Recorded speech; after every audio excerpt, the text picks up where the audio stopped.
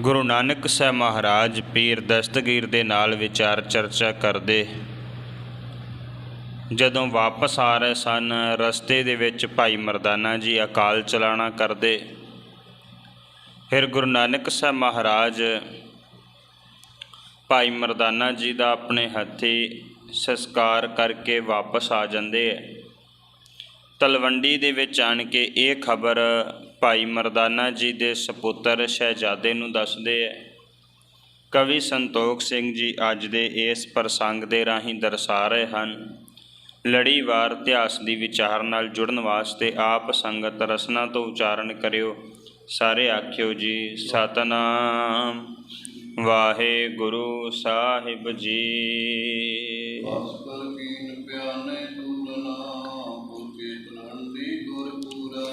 ਗੁਰੂ ਨਾਨਕ ਸਾਹਿਬ ਮਹਾਰਾਜ ਜਗਤ ਜਲੰਧੇ ਨੂੰ ਤਾਰਦੇ ਹੋਏ ਤਲਵੰਡੀ ਦੀ ਧਰਤੀ ਦੇ ਉੱਪਰ ਭਾਵ ਆਪਣੇ ਨਗਰ ਦੇ ਵਿੱਚ ਪਹੁੰਚ ਜਾਂਦੇ ਹਨ।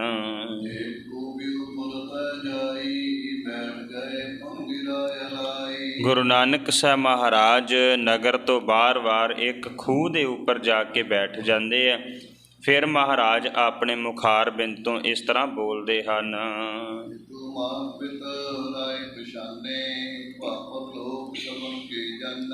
ਇਸ ਵੇਲੇ ਤੱਕ ਭਾਵ ਇਸ ਸਮੇਂ ਤੱਕ ਗੁਰੂ ਨਾਨਕ ਸਾਹਿਬ ਮਹਾਰਾਜ ਜੀ ਦੇ ਸਤਿਕਾਰਯੋਗ ਮਾਤਾ ਜੀ, ਪਿਤਾ ਜੀ ਤੇ ਰਾਏ ਬੁਲਾਰ ਜਿਹੜਾ ਸੀ ਉਹ ਅਕਾਲ ਚਲਾਣਾ ਕਰ ਚੁੱਕੇ ਸਨ।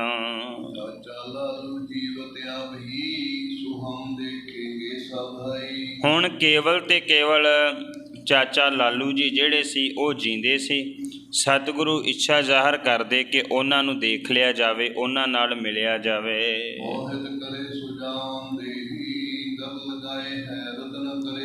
ਸਤਿਗੁਰੂ ਫਿਰ ਇਹ ਵੀ ਸੋਚਦੇ ਆ ਜੇ ਚਾਚਾ ਜੀ ਨੂੰ ਮਿਲਿਆ ਗਿਆ ਤੇ ਉਹ ਜਿੰਨਾ ਪ੍ਰੇਮ ਕਰਦੇ ਉਹਨਾਂ ਨੇ ਬਾਅਦ ਵਿੱਚ ਮੈਨੂੰ ਜਾਣ ਨਹੀਂ ਦੇਣਾ।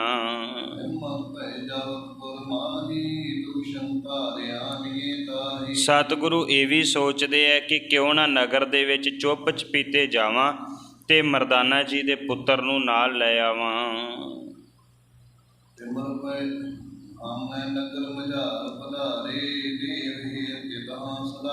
ਸਤਿਗੁਰੂ ਕਹਿਣ ਲੱਗੇ, ਕਹਿੰਦੇ ਇੱਦਾਂ ਕਰਦੇ ਆ ਕਿ ਮੈਂ ਇਸ ਨਗਰ ਦੇ ਵਿੱਚ ਨਹੀਂ ਜਾਵਾਂਗਾ।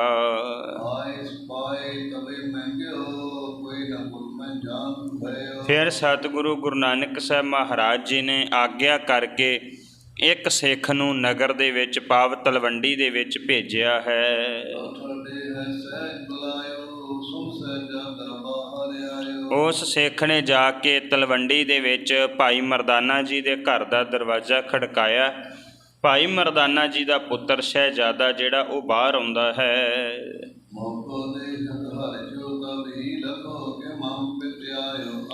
ਉਸੇ ਵੇਲੇ ਭਾਈ ਮਰਦਾਨਾ ਜੀ ਦੇ ਪੁੱਤਰ ਸ਼ਹਿਜ਼ਾਦੇ ਨੇ ਆਣ ਕੇ ਸਿੱਖ ਨੂੰ ਪੁੱਛਿਆ ਹੈ ਕਿ ਗੁਰੂ ਨਾਨਕ ਸਾਹਿਬ ਆ ਗਏ ਹੈ, ਕਿ ਮੇਰਾ ਪਿਤਾ ਵੀ ਆ ਗਿਆ ਹੈ। ਇੱਦਾਂ ਬਚਨ ਕਰਦੇ ਹਨ।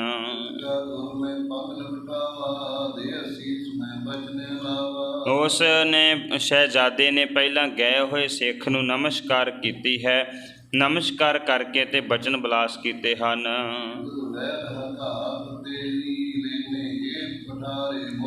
ਇਹ ਵੀ ਪੁੱਛਿਆ ਵੀ ਸਤਿਗੁਰੂ ਜੀ ਆ ਗਏ ਨੇ, ਫਿਰ ਤਲਵੰਡੀ ਤੋਂ ਬਾਹਰ ਕਿਉਂ ਬੈਠੇ ਹੋਏ ਨੇ, ਉਹ ਨਗਰ ਦੇ ਵਿੱਚ ਕਿਉਂ ਨਹੀਂ ਆਏ।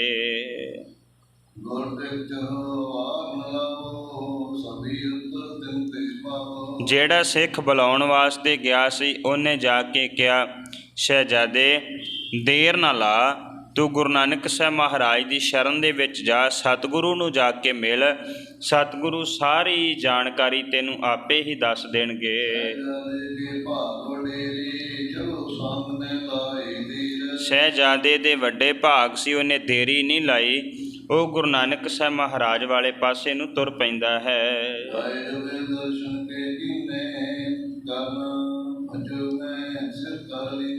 ਫਿਰ ਜਿਉਂ ਹੀ ਜਾ ਕੇ ਸ਼ਹਿਜ਼ਾਦਾ ਗੁਰੂ ਨਾਨਕ ਸਾਹਿਬ ਮਹਾਰਾਜ ਦੇ ਦਰਸ਼ਨ ਕਰਦਾ ਹੈ, ਸਤਿਗੁਰੂ ਦੇ ਚਰਨਾਂ ਦੇ ਉੱਪਰ ਜਾ ਕੇ ਨਮਸਕਾਰ ਕਰਦਾ ਹੈ।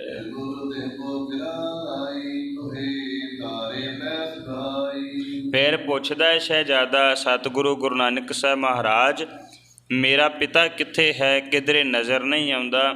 ਸਤਿਗੁਰੂ ਨੇ ਕਹਿ ਦਿੱਤਾ ਕਿ ਸ਼ਹਿਜ਼ਾਦੇ ਤੇਰਾ ਪਿਤਾ ਜਿਹੜਾ ਉਹ ਅਕਾਲ ਚਲਾਣਾ ਕਰ ਗਿਆ ਹੈ।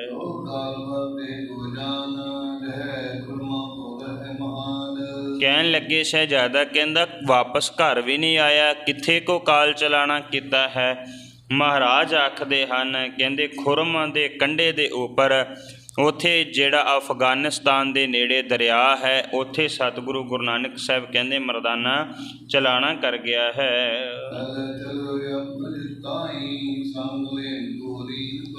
ਸਤਿਗੁਰੂ ਕਹਿਣ ਲੱਗੇ ਕਹਿੰਦੇ ਸ਼ਹਿਜ਼ਾਦੇ ਮੈਂ ਤੈਨੂੰ ਲੈਣ ਵਾਸਤੇ ਆਇਆ ਹਾਂ, ਆ ਮੈਂ ਤੈਨੂੰ ਜਿੱਥੇ ਤੇਰਾ ਪਿਤਾ ਚਲਾਣਾ ਕੀਤਾ ਹੈ ਮੈਂ ਤੈਨੂੰ ਉਹ ਸਥਾਨ ਉਹ ਧਰਤੀ ਵਿਖਾ ਕੇ ਲੈ ਕੇ ਆਵਾਂ।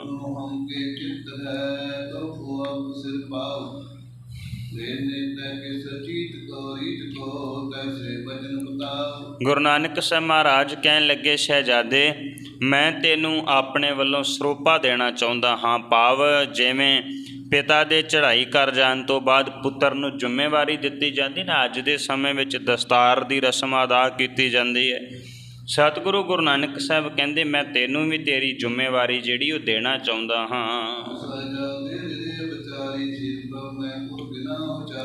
ਫਿਰ ਇਹ ਗੱਲ ਸੁਣਨ ਤੋਂ ਬਾਅਦ ਸ਼ਹਿਜ਼ਾਦਾ ਆਪਣੇ ਮਨ ਵਿੱਚ ਵਿਚਾਰ ਕਰਦਾ ਹੈ ਕਿ ਜਿਵੇਂ ਗੁਰੂ ਜੀ ਕਹਿ ਰਹੇ ਹਨ ਉਹ ਠੀਕ ਹੀ ਹੋਵੇਗਾ।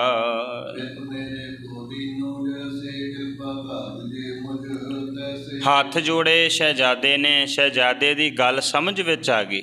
ਹੱਥ ਜੋੜ ਕੇ ਕਹਿਣ ਲੱਗਿਆ ਕਹਿੰਦਾ ਕਿ ਸਤਿਗੁਰੂ ਜਿਵੇਂ ਦਾ ਸਰੋਪੋ ਜਿਵੇਂ ਆਪ ਜੀ ਨੇ ਮੇਰੇ ਪਿਤਾ ਨੂੰ ਨਵਾਜਿਆ ਨਾ ਇੱਦਾਂ ਹੀ ਕਿਰਪਾ ਕਰਕੇ ਮੈਨੂੰ ਵੀ ਤੁਸੀਂ ਨਵਾਜਣਾ ਕਰੋ।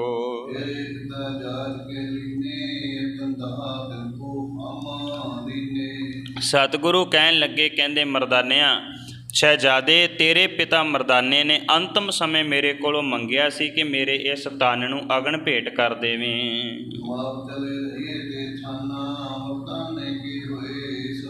ਸਤਿਗੁਰੂ ਕਹਿਣ ਲੱਗੇ ਮਰਦਾਨੇ ਦੀ ਇੱਛਾ ਦੇ ਮੁਤਾਬਕ ਉਹਦੇ ਤਨ ਨੂੰ ਜਿਹੜਾ ਹੈ ਅਗਨ ਭੇਟ ਕਰ ਦਿੱਤਾ ਗਿਆ। ਆ ਤੈਨੂੰ ਅਸੀਂ ਉਹ ਸਥਾਨ ਜਿਹੜਾ ਉਹ ਵਿਖਾ ਕੇ ਲਿਆਉਂਦੇ ਹਾਂ।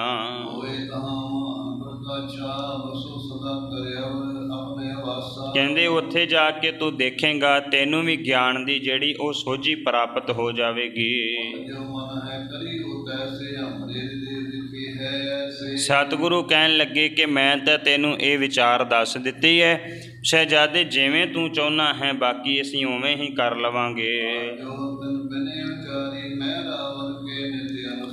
ਸ਼ਹਿਜ਼ਾਦੇ ਨੇ ਉਸੇ ਵੇਲੇ ਹੱਥ ਜੋੜੇ ਹੈ। ਹੱਥ ਜੋੜ ਕੇ ਗੁਰੂ ਨਾਨਕ ਸਾਹਿਬ ਮਹਾਰਾਜ ਨੂੰ ਕਹਿੰਦਾ ਸਤਿਗੁਰੂ ਮੈਂ ਤੇ ਆਪ ਜੀ ਦੀ ਆਗਿਆ ਦੇ ਵਿੱਚ ਚੱਲਣ ਵਾਲਾ ਹਾਂ, ਜਿਵੇਂ ਆਪ ਜੀ ਦਾ ਹੁਕਮ ਹੋਵੇਗਾ।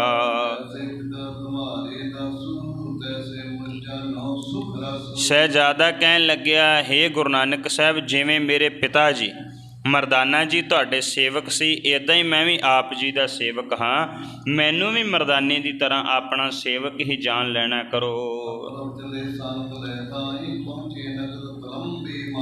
ਫਿਰ ਗੁਰੂ ਨਾਨਕ ਸਾਹਿਬ ਮਹਾਰਾਜ ਜੀ ਸ਼ਹਿਜ਼ਾਦੇ ਨੂੰ ਨਾਲ ਲੈ ਕੇ ਤੁਲੰਬੇ ਨਗਰ ਦੇ ਵਿੱਚ ਪਹੁੰਚ ਜਾਂਦੇ ਹਨ। ਇਹ ਤੁਲੰਬਾ ਜਿਹੜਾ ਹੈ ਇਹ ਅਫਗਾਨਿਸਤਾਨ ਨੂੰ ਜਾਂਦਿਆਂ ਹੋਇਆਂ ਅੱਜ ਕੱਲ੍ਹ ਪਾਕਿਸਤਾਨ ਦੇ ਵਿੱਚ ਇਹ ਨਗਰ ਜਿਹੜਾ ਉਹ ਸਥਿਤ ਹੈ।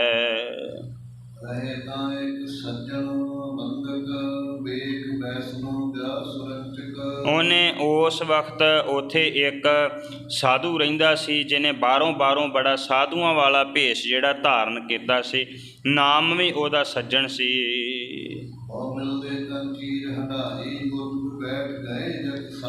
ਬੜੇ ਤਰ੍ਹਾਂ ਦੇ ਕੱਪੜੇ ਪਹਿਨਦਾ ਸੀ, ਪਹਿਰਾਵਾ ਬੜਾ ਜਿਹੜਾ ਉਹ ਧਰਮੀਆਂ ਵਾਲਾ ਪਹਿਨਿਆ ਹੋਇਆ ਸੀ, ਲੇਕਿਨ ਜਿਹੜਾ ਸੰਸਾਰ ਨੂੰ ਉਹ ਲੁੱਟ ਕੇ ਖਾ ਜਾਂਦਾ ਸੀ, ਲੁੱਟ ਕੇ ਮਾਰ ਦਿੰਦਾ ਸੀ ਦੁਨੀਆ ਦੇ ਲੋਕਾਂ ਨੂੰ।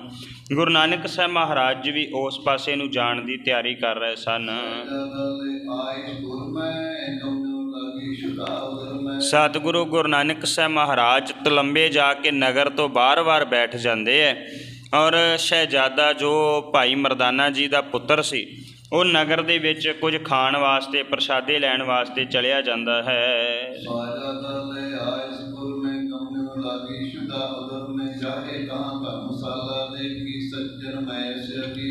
ਜਦੋਂ ਸ਼ਹਿਜ਼ਾਦੇ ਨੇ ਦੇਖਿਆ ਜਾ ਕੇ ਐਡੀ ਸੁੰਦਰ ਧਰਮਸ਼ਾਲ ਬਣੀ ਹੋਈ ਹੈ, ਕਿਵੇਂ ਲੋਕ ਜਿਹੜੇ ਇੱਥੇ ਆਣ ਕੇ ਪੂਜਾ ਕਰ ਰਹੇ ਨੇ ਤੇ ਸ਼ਹਿਜ਼ਾਦਾ ਜਿਹੜੇ ਉਧਰ ਨੂੰ ਚਲੇ ਜਾਂਦੇ ਹਨ।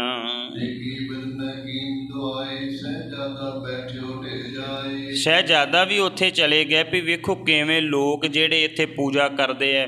ਆਹ ਵੇਖਣ ਨੂੰ ਤੇ ਬੜਾ 5-7 ਜਿਹਨੇ ਮਾਲਾ ਪਾਈਆਂ ਹੋਣ ਬੰਦਾ ਉੱਦਾਂ ਹੀ ਪ੍ਰਭਾਵਿਤ ਹੋ ਜਾਂਦਾ ਵੀ ਪਤਾ ਨਹੀਂ ਕਿੱਡਾ ਕੋ ਵੱਡਾ ਧਰਮੀ ਹੈ।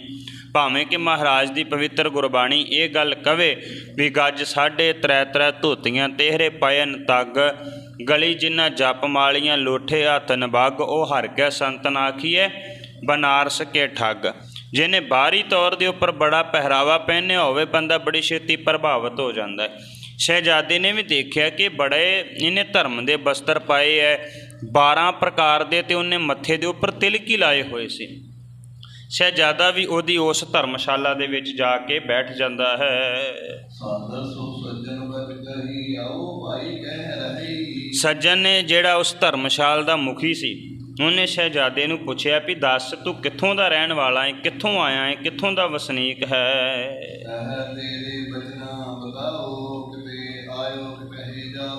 ਫਿਰ ਨਾਲ ਹੀ ਸੱਜਣ ਨੇ ਪੁੱਛਿਆ ਸ਼ਹਿਜ਼ਾਦੇ ਨੂੰ ਕਿੱਥੋਂ ਆਇਆ ਤੇ ਕਿੱਥੇ ਜਾਣਾ ਹੈ ਤੇ ਕੀ ਕੰਮ ਹੈ, ਕਿੱਧਰ ਤੂੰ ਇੱਥੇ ਜਿਹੜਾ ਆਉਣਾ ਕੀਤਾ ਹੈ।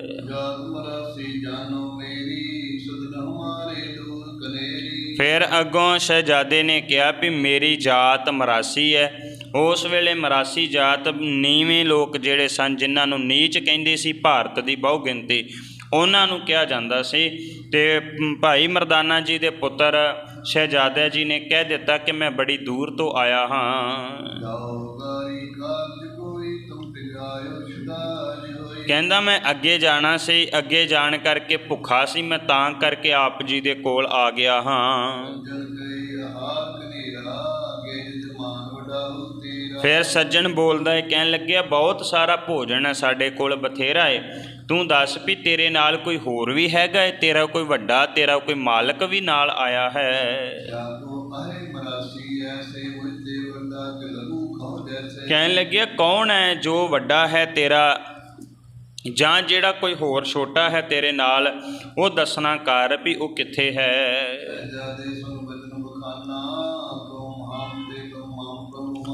ਫਿਰ ਉਸ ਵੇਲੇ ਸ਼ਹਿਜ਼ਾਦਾ ਜੀ ਕਹਿਣ ਲੱਗੇ ਕਹਿੰਦੇ ਹਾਂ ਮੇਰੇ ਨਾਲ ਬਹੁਤ ਵੱਡਾ ਮੇਰਾ ਮਾਲਕ ਹੈ, ਉਹ ਸਾਰੀ ਦੁਨੀਆ ਦਾ ਮਾਲਕ ਹੈ ਜੋ ਮੇਰੇ ਨਾਲ ਮੇਰਾ ਮਾਲਕ ਹੈ। ਫਿਰ ਸ਼ਹਿਜ਼ਾਦਾ ਕਹਿਣ ਲੱਗਿਆ ਵੀ ਜਿਹੜਾ ਮੇਰਾ ਮਾਲਕ ਹੈ ਨਾ ਉਹ ਤੇ ਇੰਨਾ ਵੱਡਾ ਹੈ ਵੀ ਉਹਦੇ ਕੋਲੋਂ ਜੋ ਕੁਝ ਮੰਗੀਏ ਉਹੀ ਕੁਝ ਮਿਲ ਜਾਂਦਾ ਹੈ, ਉਹਨਾਂ ਦਾ ਨਾਮ ਨਾਨਕ ਹੈ। ਫਿਰ ਉਸ ਵੇਲੇ ਸੱਜਣ ਨੇ ਕਿਹਾ ਵੀ ਇਹ ਜਿਹੜਾ ਮਰਾਸੀ ਹੈ ਨਾ ਇਹਦਾ ਮਾਲਕ ਬਹੁਤ ਵੱਡਾ ਹੈ। ਕਹਿਣ ਲੱਗੇ ਫਿਰ ਇੱਦਾਂ ਕਰੋ ਇਹਦੀ ਚੰਗੀ ਤਰ੍ਹਾਂ ਸੇਵਾ ਕਰੋ ਤਾਂ ਕਿ ਇਹ ਜਿਹੜਾ ਇਹ ਖੁਸ਼ ਹੋ ਜਾਣਾ ਕਰੇ।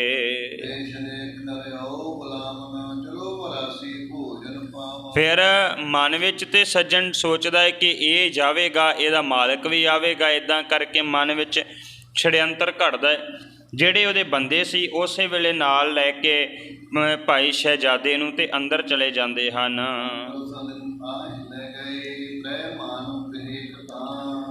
ਜਦੋਂ ਸਾਰੇ ਜਾਣੇ ਉੱਥੇ ਜਾ ਕੇ ਇਕੱਠੇ ਹੋ ਜਾਂਦੇ ਨੇ ਉਹਦੇ ਬੰਦੇ ਘੇਰਾ ਪਾ ਲੈਂਦੇ ਹੈ। ਘੇਰਾ ਪਾ ਕੇ ਤੇ ਉੱਥੇ ਸ਼ਹਿਜ਼ਾਦੇ ਨੂੰ ਜਿਹੜਾ ਉਹ ਬਿਠਾ ਲਿਆ ਜਾਂਦਾ ਹੈ।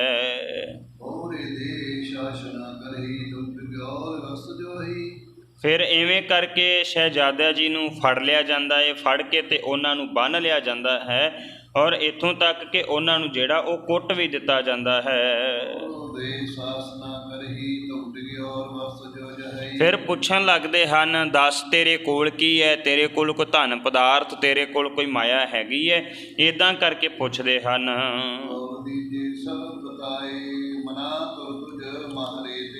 ਫਿਰ ਉਹ ਜਿਹੜਾ ਸੱਜਣ ਠੱਗ ਹੈ ਉਹਦੇ ਜਿਹੜੇ ਆਦਮੀ ਨੇ ਪੁੱਛਦੇ ਨੇ ਵੀ ਦੱਸ ਜੇ ਤੇਰੇ ਕੋਲ ਕੁਝ ਹੈਗਾ ਤੇ ਦੱਸ ਦੇ, ਨਹੀਂ ਤਾਂ ਅਸੀਂ ਤੈਨੂੰ ਮਾਰ ਦਿਆਂਗੇ। ਜਦੋਂ ਸ਼ਹਿਜ਼ਾਦਾ ਐਵੇਂ ਸੱਜਣ ਠੱਗ ਦੇ ਉਹਨਾਂ ਗੁੰਡਿਆਂ ਦੇ ਕੋਲੋਂ ਉਹਦੇ ਚੇਲਿਆਂ ਦੇ ਕੋਲੋਂ ਕੁੱਟ ਖਾ ਰਿਹਾ ਸੀ ਫਿਰ ਮਨ ਵਿੱਚ ਬੜਾ ਕਸ਼ਟ ਹੋਇਆ ਤੇ ਗੁਰੂ ਨਾਨਕ ਸਾਹਿਬ ਮਹਾਰਾਜ ਜੀ ਨੂੰ ਚੇਤੇ ਕਰਦਾ ਹੈ। ਮਨ ਹੀ ਮਨ ਅਰਦਾਸ ਕਰਦਾ ਹੈ, ਗੁਰੂ ਨਾਨਕ ਸਾਹਿਬ ਮਹਾਰਾਜ ਕਿੱਥੇ ਮੈਨੂੰ ਭੇਜ ਦਿੱਤਾ ਜੇ, ਜਿੱਥੇ ਬਹੁਤ ਜ਼ਿਆਦਾ ਕਸ਼ਟ, ਬਹੁਤ ਜ਼ਿਆਦਾ ਦੁੱਖ ਜਿਹੜਾ ਇਹ ਲੋਕ ਮੈਨੂੰ ਦੇ ਰਹੇ ਹਨ। ਹਾਂਜੀ ਹਾਂਜੀ। ਫਿਰ ਇਵੇਂ ਕਰਕੇ ਸ਼ਹਿਜ਼ਾਦਾ ਜਦੋਂ ਬੇਨਤੀਆਂ ਕਰਦਾ ਏ, ਗੁਰੂ ਨਾਨਕ ਸਾਹਿਬ ਮਹਾਰਾਜ ਜੀ ਦੇ ਚਰਨਾਂ ਦੇ ਵਿੱਚ ਬੇਨਤੀ ਪਹੁੰਚਦੀ ਹੈ ਅਤੇ ਸਤਿਗੁਰੂ ਨਗਰ ਤੋਂ ਬਾਹਰੋਂ ਉੱਠ ਕੇ ਤੇ ਉਧਰ ਨੂੰ ਤੁਰ ਪੈਂਦੇ ਹਨ।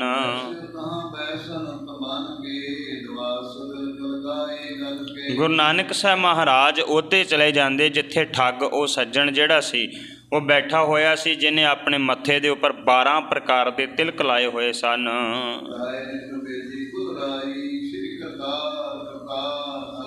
ਗੁਰੂ ਨਾਨਕ ਸਾਹਿਬ ਮਹਾਰਾਜ ਹਮੇਸ਼ਾ ਸ਼੍ਰੀ ਕਰਤਾਰ ਹੀ ਕਿਹਾ ਕਰਦੇ ਸਨ। ਸਤਿਗੁਰੂ ਗੁਰੂ ਨਾਨਕ ਸਾਹਿਬ ਮਹਾਰਾਜ ਜੀ ਨੇ ਉਹ ਸੱਜਣ ਠੱਗ ਦੀ ਧਰਮਸ਼ਾਲਾ ਦੇ ਵਿੱਚ ਜਾ ਕੇ ਵੀ ਕਰਤਾਰ ਕਰਤਾਰ ਦੀ ਧੁਨ ਜਿਹੜੀ ਉਹ ਅਲਾਪੀ ਹੈ। ਸਤਿਗੁਰੂ ਗੁਰੂ ਨਾਨਕ ਸਾਹਿਬ ਜੀ ਨੇ ਜਾ ਕੇ ਉੱਚੀ ਆਵਾਜ਼ ਵਿੱਚ ਕਿਹਾ ਕਿ ਸੱਜਣ, ਤੇਰੇ ਕੋਲ ਸਾਡਾ ਇੱਕ ਬੰਦਾ ਆਇਆ, ਸਾਡਾ ਸੇਵਕ ਤੇਰੇ ਕੋਲ ਆਇਆ ਹੈ।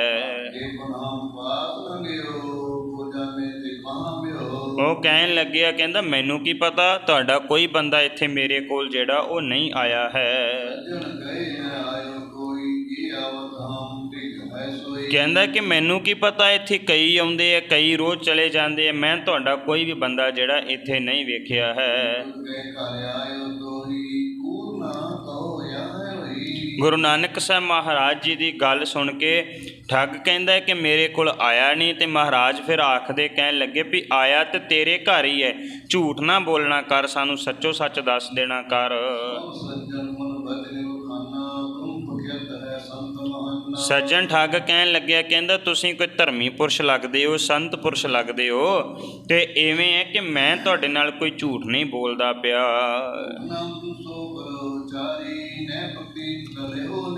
ਜੇ ਤੁਹਾਨੂੰ ਮੇਰੀਆਂ ਗੱਲਾਂ ਤੇ ਯਕੀਨ ਨਹੀਂ ਤੇ ਤੁਸੀਂ ਆਪੇ ਧਰਮਸ਼ਾਲ ਦੇ ਵਿੱਚ ਵੇਖ ਲੈਣਾ ਕਰੋ, ਤੁਹਾਡਾ ਬੰਦਾ ਕਿਹੜਾ ਹੈ ਆਪੇ ਪਛਾਣ ਲੈਣਾ ਕਰੋ।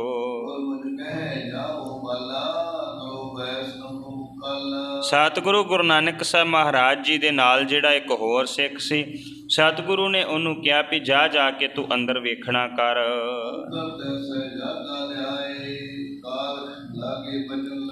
ਸਤਿਗੁਰੂ ਕਹਿਣ ਲੱਗੇ ਝੂਠ ਬੋਲ ਰਿਹਾ, ਇਹਦੇ ਮੂੰਹ ਦੇ ਉੱਪਰ ਕਾਲਖ ਲੱਗੇਗੀ, ਤੂੰ ਐਵੇਂ ਕਰ ਅੰਦਰ ਦੇ ਵਿੱਚੋਂ ਜਾ ਕੇ ਵੇਖਣਾ ਕਰ।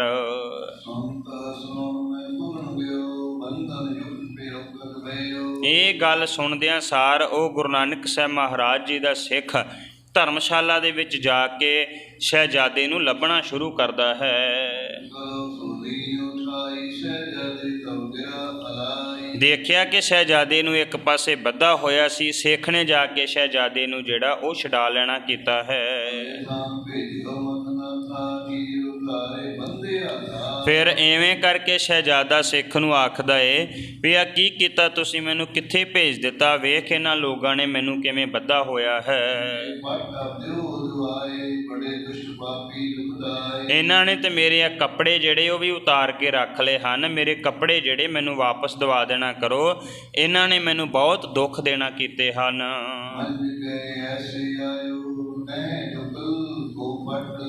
ਫਿਰ ਉਸ ਵੇਲੇ ਸੱਜਣ ਠੱਗ ਦੇ ਉਹ ਬੰਦੇ ਕਹਿਣ ਲੱਗੇ ਸ਼ਹਿਜ਼ਾਦਾ ਇੱਦਾਂ ਹੀ ਆਇਆ ਸੀ, ਅਸੀਂ ਇਹਦੇ ਕੋਈ ਬਸਤਰ ਜਿਹੜੇ ਆਪਣੇ ਕੋਲ ਨਹੀਂ ਰੱਖਣਾ ਕੀਤੇ।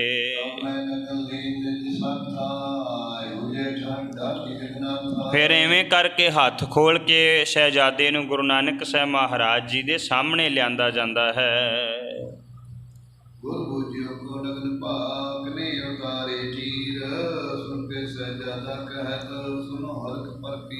ਫਿਰ ਗੁਰੂ ਨਾਨਕ ਸਾਹਿਬ ਮਹਾਰਾਜ ਜੀ ਦੇ ਸਾਹਮਣੇ ਆਉਂਦਾ ਸ਼ਹਿਜ਼ਾਦਾ। ਸਤਿਗੁਰੂ ਗੁਰੂ ਨਾਨਕ ਸਾਹਿਬ ਮਹਾਰਾਜ ਜੀ ਸ਼ਹਿਜ਼ਾਦੇ ਨੂੰ ਪੁੱਛਦੇ ਆ, ਸ਼ਹਿਜ਼ਾਦਾ ਦੱਸਦਾ ਹੈ ਕਿਵੇਂ ਇਹਨਾਂ ਲੋਕਾਂ ਨੇ ਮੇਰੇ ਉੱਪਰ ਜ਼ੁਲਮ ਕੀਤੇ ਸਨ।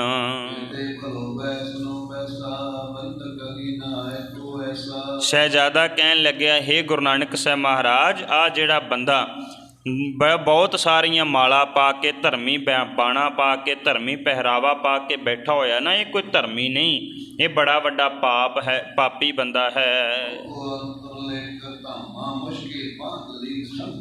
ਇਹਨਾਂ ਨੇ ਮੈਨੂੰ ਮੁਸ਼ਕਾਂ ਬੰਨ੍ਹ ਕੇ ਬੜੇ ਕਸ਼ਟ ਦੇਣਾ ਕੀਤੇ, ਮੇਰਾ ਬੜਾ ਜ਼ਿਆਦਾ ਮੈਨੂੰ ਇਹਨਾਂ ਨੇ ਮਾਰਨਾ ਕੀਤਾ ਹੈ। ਸਿਰ ਸ਼ਹਿਜ਼ਾਦਾ ਕਹਿਣ ਲੱਗਿਆ, ਇਹਨਾਂ ਨੇ ਮੈਨੂੰ ਕੁੱਟਣਾ ਕੀਤਾ, ਇਹਨਾਂ ਨੇ, ਇਹ ਬਹੁਤ ਜ਼ਿਆਦਾ ਪਾਪੀ ਲੋਕ ਹਨ, ਇਹਨਾਂ ਦੀ ਧਰਮਸ਼ਾਲਾ ਨਹੀਂ ਵੇਖਣੀ ਚਾਹੀਦੀ, ਬਲਕਿ ਇਹਨਾਂ ਨੇ ਕਿੰਨੇ ਲੋਕਾਂ ਨੂੰ ਮਾਰਿਆ ਉਹਦੇ ਬਾਰੇ ਵੇਖਣਾ ਚਾਹੀਦਾ ਹੈ। ਜਿਉਂ-ਜਿਉਂ ਸ਼ਹਿਜ਼ਾਦਾ ਦੱਸੀ ਜਾ ਰਿਹਾ ਸੀ, ਤਿਉਂ-ਤਿਉਂ ਸੱਜਣ ਠੱਗ ਜਿਹੜਾ ਉਹ ਸ਼ਰਮਿੰਦਾ ਹੋਈ ਜਾ ਰਿਹਾ ਸੀ। ਫਿਰ ਸ਼ਹਿਜ਼ਾਦੇ ਦੀ ਗੱਲ ਸੁਣ ਕੇ ਸੱਜਣ ਠੱਗ ਜਿਹੜਾ ਸੀ ਉਹ ਗਰਦਨ ਨੀਵੀਂ ਕਰਕੇ ਬੈਠਾ ਹੋਇਆ ਸੀ, ਕੁਝ ਵੀ ਬੋਲਣ ਵਾਸਤੇ ਤਿਆਰ ਨਹੀਂ ਸੀ। ਗੁਰੂ ਨਾਨਕ ਸਾਹਿਬ ਮਹਾਰਾਜ ਜੀ ਨੇ ਫਿਰ ਉਸ ਵੇਲੇ ਸੱਜਣ ਦੇ ਸਾਹਮਣੇ ਬੈਠ ਕੇ ਇਹ ਪਾਵਨ ਸ਼ਬਦ ਜਿਹੜਾ ਉਚਾਰਨ ਕੀਤਾ ਹੈ।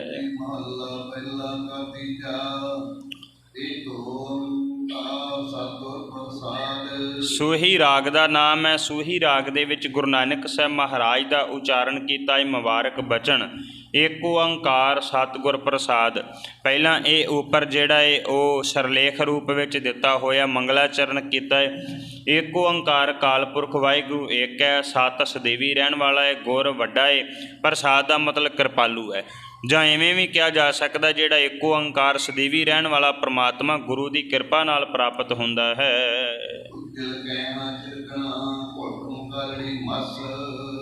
ਸਤਿਗੁਰੂ ਗੁਰੂ ਨਾਨਕ ਸਾਹਿਬ ਮਹਾਰਾਜ ਫਿਰ ਸੱਜਣ ਨੂੰ ਉਪਦੇਸ਼ ਦਿੰਦਿਆਂ ਆਖਦੇ ਨੇ, ਕਹਿੰਦੇ ਉਜਲ, ਉਜਲ ਦਾ ਮਤਲਬ ਹੁੰਦਾ ਚਮਕਣ ਵਾਲੀ ਚੀਜ਼, ਜਿਹੜੀ ਚੀਜ਼ ਬਹੁਤ ਚਮਕਦੀ ਹੈ। ਗੁਰੂ ਨਾਨਕ ਸਾਹਿਬ ਮਹਾਰਾਜ ਇੱਥੇ ਉਦਾਹਰਨ ਦਿੰਦੇ ਕਹਿਣ ਦੇ ਭਾਂਡੇ ਦੀ, ਜਿਹੜਾ ਕਹਿਣ ਦਾ ਭਾਂਡਾ ਬਾਹਰੋਂ ਜਿਹੜਾ ਉਹ ਬਹੁਤ ਜ਼ਿਆਦਾ ਚਮਕਦਾ ਹੈ,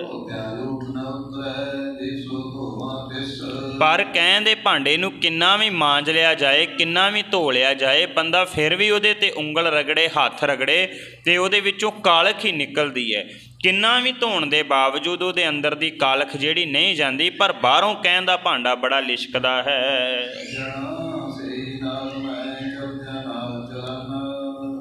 ਗੁਰੂ ਨਾਨਕ ਸਾਹਿਬ ਮਹਾਰਾਜ ਇਹ ਉਦਾਹਰਨ ਦੇ ਕੇ ਸੱਜਣ ਨੂੰ ਸਮਝਾਉਣਾ ਚਾਹੁੰਦੇ ਸੀ, ਸੱਜਣਾ ਜਿਵੇਂ ਬਾਹਰੋਂ ਤੂੰ ਬੜਾ ਉਜਲਾ ਲੱਗਦਾ ਹੈ, ਬੜਾ ਲਿਸ਼ਕਣਾ ਲੱਗਦਾ, ਤੇਰੇ ਅੰਦਰ ਇੱਦਾਂ ਹੀ ਕਾਲਖ ਹੈ ਜਿੱਦਾਂ ਕਹਿਣ ਦੇ ਭਾਂਡੇ ਵਿੱਚ ਹੈ। ਇਹਨੂੰ ਸੱਜਣ ਨਹੀਂ ਕਿਹਾ ਜਾ ਸਕਦਾ ਜਿਹੜਾ ਲੋਕਾਂ ਦੇ ਨਾਲ ਛਲ ਕਪਟ ਤੇ ਧੋਖਾ ਕਰਦਾ ਹੋਵੇ।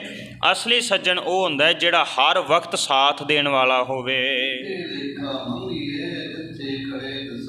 ਸਤਿਗੁਰੂ ਕਹਿਣ ਲੱਗੇ ਸੱਜਣ ਤਾਂ ਉਹ ਹੁੰਦਾ ਹੈ ਜਿੱਥੇ ਬੰਦੇ ਦੇ ਕੋਲ ਲੇਖਾ ਮੰਗਿਆ ਜਾਵੇ ਨਾ, ਭਾਵ ਰੱਬ ਦੇ ਘਰ ਤੱਕ ਜਾ ਕੇ ਜਿਹੜਾ ਸਾਥ ਦੇਣ ਵਾਲਾ ਹੋਵੇ, ਉਹ ਸੱਜਣ ਹੈ।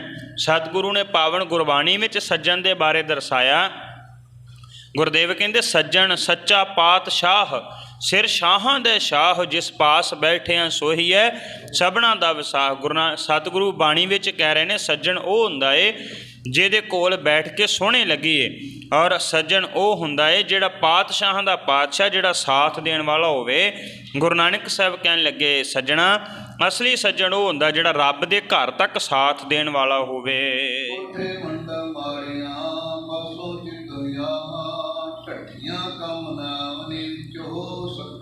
ਮਹਾਰਾਜ ਕਹਿਣ ਲੱਗੇ ਕੋਈ ਬੰਦਾ ਬਹੁਤ ਵਧੀਆ ਮਕਾਨ ਬਣਾਵੇ, ਕੋਈ ਇਮਾਰਤ ਤਿਆਰ ਕਰੇ, ਬਾਹਰੋਂ ਉਹਦੇ ਉੱਪਰ ਬੜੇ ਸੋਹਣੇ ਚਿੱਤਰ ਵਾਏ ਜਾਣ, ਬਾਹਰੋਂ ਉਹਦੀ ਬੜੀ ਵਧੀਆ ਸਜਾਵਟ ਕੀਤੀ ਜਾਏ, ਪਰ ਅੰਦਰੋਂ ਖਾਲੀ ਹੈ, ਉਹ ਕਿਸੇ ਕੰਮ ਨਹੀਂ ਆ ਸਕਦੀ। ਸਤਿਗੁਰੂ ਅਸਲ ਵਿੱਚ ਉਹਨੂੰ ਦੱਸਣਾ ਚਾਹੁੰਦੇ ਸਨ, ਸੱਜਣਾ ਤੂੰ ਬਾਹਰੋਂ ਕਿੱਡਾ ਸੋਹਣਾ ਪਹਿਰਾਵਾ ਧਾਰਨ ਕੀਤਾ ਜਿਹੜਾ ਵਿਖਾਵੇ ਮਾਤਰ ਹੈ, ਪਰ ਤੇਰਾ ਅੰਦਰ ਜਿਹੜਾ ਹੈ ਨਾ ਉਹ ਵੀ ਸਖਣਾ ਹੈ। ਜਿਵੇਂ ਉਹ ਜਿਹੜੀਆਂ ਇਮਾਰਤਾਂ ਅੰਦਰੋਂ ਢੱਠੀਆਂ ਹੋਈਆਂ, ਅੰਦਰੋਂ ਖੰਡਰ ਬਣੀਆਂ ਹੋਈਆਂ, ਕਿਸੇ ਕੰਮ ਨਹੀਂ ਆਉਂਦੀਆਂ, ਇੱਦਾਂ ਹੀ ਤੇਰਾ ਅੰਦਰ ਜਿਹੜਾ ਹੈ ਉਹ ਢੱਠਿਆ ਹੋਇਆ ਹੈ, ਬਾਹਰੋਂ ਤੇਰੀ ਲਿਸ਼ਕ ਪੁਸ਼ਕ ਕਿਸੇ ਕੰਮ ਨਹੀਂ ਆਉਣ ਵਾਲੀ।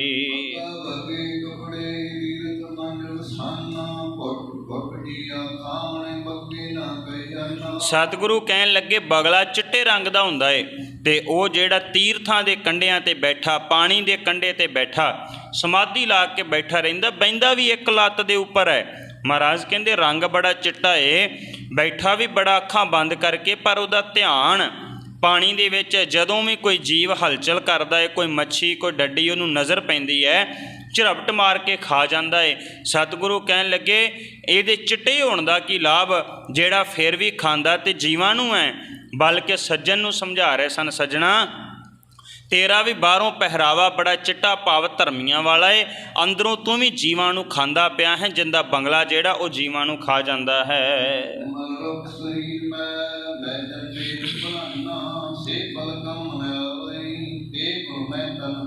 ਗੁਰੂ ਨਾਨਕ ਸਾਹਿਬ ਮਹਾਰਾਜ ਕਹਿਣ ਲੱਗੇ ਸਿੰਬਲ ਦਾ ਦਰਖਤ ਜਿਹੜਾ ਬੜਾ ਮੋਟਾ ਹੁੰਦਾ ਏ, ਬੜਾ ਉੱਚਾ ਹੁੰਦਾ ਏ, ਉਹਦੇ ਪੱਤੇ ਬੜੇ ਚੌੜੇ ਹੁੰਦੇ, ਉਹਨੂੰ ਫੁੱਲ ਤੇ ਫਲ ਜਿਹੜੇ ਬੜੇ ਸੂਹੇ ਰੰਗ ਦੇ ਲੱਗਦੇ ਹੈ, ਪਰ ਉਹਦੇ ਉੱਪਰ ਨਾ ਕੋਈ ਪੰਛੀ ਆਣ ਕੇ ਆਲਣਾ ਬਣਾ ਸਕਦਾ ਹੈ, ਨਾ ਉਹਦਾ ਕੋਈ ਫਲ ਖਾ ਸਕਦਾ ਹੈ, ਨਾ ਉਹਦੀ ਲੱਕੜ ਕਿਸੇ ਕੰਮ ਆਉਂਦੀ ਹੈ, ਨਾ ਉਹਦੇ ਪੱਤੇ ਕਿਸੇ ਕੰਮ ਆਉਂਦੇ ਹੈ। ਸਤਿਗੁਰੂ ਕਹਿਣ ਲੱਗੇ ਜਿਵੇਂ ਸਿੰਬਲ ਕਿਸੇ ਕੰਮ ਨਹੀਂ ਆਉਂਦਾ, ਹੁੰਦਾ ਬੜਾ ਵੱਡਾ ਏ, ਇੱਦਾਂ ਹੀ ਸੱਜਣਾ ਤੇਰੀ ਵੀ ਹਾਲਤ ਹੈ। ਆ ਬਾਹਰੋਂ ਤੂੰ ਬੜਾ ਵੱਡਾ ਬਣਿਆ ਹੋਏਗਾ, ਜਿਵੇਂ ਸਿੰਬਲ ਕਿਸੇ ਕੰਮ ਨਹੀਂ ਆਇਆ, ਇੱਦਾਂ ਤੂੰ ਵੀ ਕਿਸੇ ਦੇ ਕੰਮ ਨਹੀਂ ਆਉਣ ਜੋਗਾ।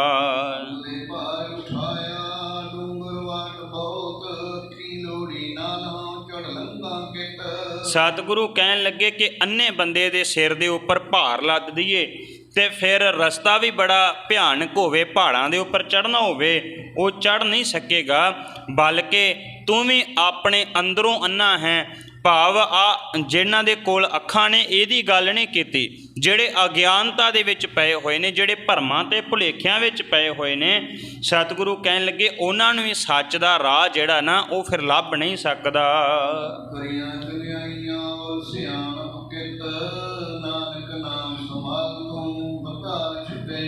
ਗੁਰੂ ਨਾਨਕ ਸਾਹਿਬ ਮਹਾਰਾਜ ਕਹਿਣ ਲੱਗੇ ਨਾ ਤੇ ਆਪਣੀ ਚੰਗਿਆਈ ਨਾ ਆਪਣੀ ਸਿਆਣਪ ਕਿਸੇ ਕੰਮ ਨਹੀਂ ਆਉਂਦੀ, ਬਲਕਿ ਪ੍ਰਮਾਤਮਾ ਦੇ ਨਾਮ ਨੂੰ ਚੇਤੇ ਕਰ, ਜਿਹਦੇ ਨਾਲ ਤੂੰ ਵਕਾਰਾਂ ਦੀਆਂ ਜੰਜੀਰਾਂ ਤੋਂ ਬਚ ਜਾਏਗਾ। ਜਿਉਂ-ਜਿਉਂ ਗੁਰੂ ਨਾਨਕ ਸਾਹਿਬ ਮਹਾਰਾਜ ਉਸ ਸੱਜਣ ਨੂੰ ਇਹ ਸ਼ਬਦ ਸੁਣਾ ਰਹੇ ਸਨ, ਤਿਉਂ-ਤਿਉਂ ਸੱਜਣ ਦੇ ਹੱਥ ਜੁੜਦੇ ਜਾ ਰਹੇ ਸੀ। ਗੁਰੂ ਨਾਨਕ ਸਾਹਿਬ ਮਹਾਰਾਜ ਜੀ ਦੇ ਪਾਵਨ ਮੁਖਾਰਬਿੰਦ ਤੋਂ ਸ਼ਬਦ ਸੁਣਨ ਤੋਂ ਬਾਅਦ ਉਹ ਸੱਜਣ ਗੁਰੂ ਨਾਨਕ ਸਾਹਿਬ ਮਹਾਰਾਜ ਜੀ ਦੇ ਚਰਨਾਂ ਦੇ ਉੱਪਰ ਡਿੱਗ ਪੈਂਦਾ ਏ।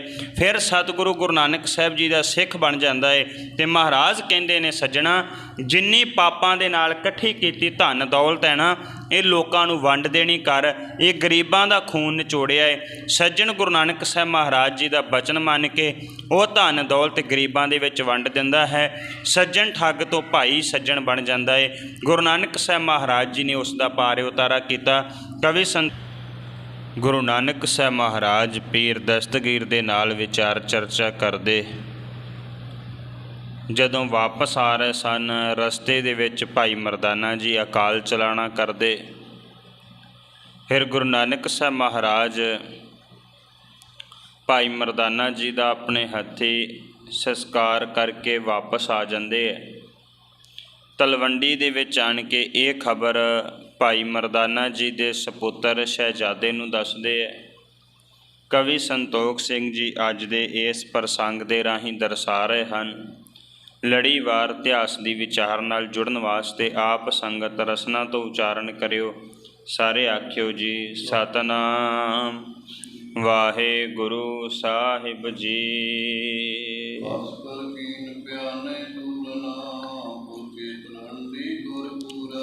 ਗੁਰੂ ਨਾਨਕ ਸਾਹਿਬ ਮਹਾਰਾਜ ਜਗਤ ਜਲੰਦੇ ਨੂੰ ਤਾਰਦੇ ਹੋਏ ਤਲਵੰਡੀ ਦੀ ਧਰਤੀ ਦੇ ਉੱਪਰ ਭਾਵ ਆਪਣੇ ਨਗਰ ਦੇ ਵਿੱਚ ਪਹੁੰਚ ਜਾਂਦੇ ਹਨ।